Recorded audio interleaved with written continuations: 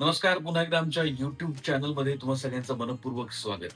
गेला महिना, दीड महिना मी राष्ट्रसंत तुकडोजी महाराज यांच्यावर आधारित असलेल्या एका चित्रपटाच्या चित्रीकरणामध्ये व्यस्त होतो. त्यामुळे मला जास्त व्हिडिओज करता आले नाहीत. पण त्यामुळे तुमच्या आनंदावर विरजण पडलं असावं की काय, असं मला वाटलं. त्यामुळे चित्रीकरण संपल्या-संपल्या मी लगेच पुन्हा आपल्या व्हिडिओजना सुरुवात केली आहे. तर अर्थातच आजचा आपला वाक्प्रचार आहे, विरजण पडणे. तर आता स्वयंपाकी भाषेत बोलायचं झालं, तर ते विरजण पडत नाही. विरजण आपण लावतो कारण आपल्याला दही हवं असतं. म्हणजे कोमट दुधामध्ये आपण कोवळं दही सोडतो, कोवळं दही टाकतो आणि त्याचं आपण मस्त दही बनवतो. ते मुद्दामून बनवतो. आपल्याला दही हवं असतं म्हणून आपण विरजण लावतो.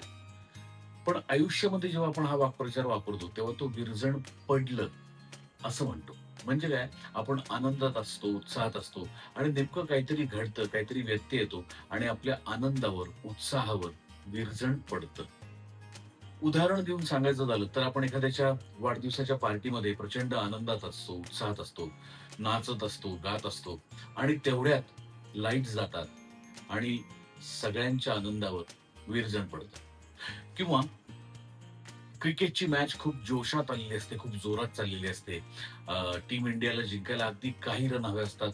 1, 2, 3 बॉल्समध्ये आणि अचानक पाऊस सुरू होतो आणि क्रिकेट शौकीनांच्या आनंदावर विरजण पडतं.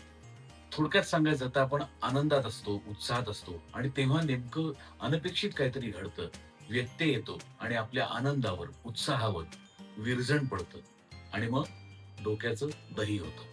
हा त्या दह्याचा रेफरन्स आहे. पण अशा वेळेला खचून जायचं नसतं. पुन्हा नव्या उत्साहाने, आनंदाने पुन्हा सुरुवात करायची असते. कसा वाटला आजचा व्हिडिओ? तुमच्या आयुष्यात कुणामुळे, कशामुळे तुमच्या आनंदावर, उत्साहावर कधी विरजण पडले का? मला कमेंट्समध्ये नक्की सांगा. भेटूया पुढच्या व्हिडिओमध्ये. तोपर्यंत राम राम.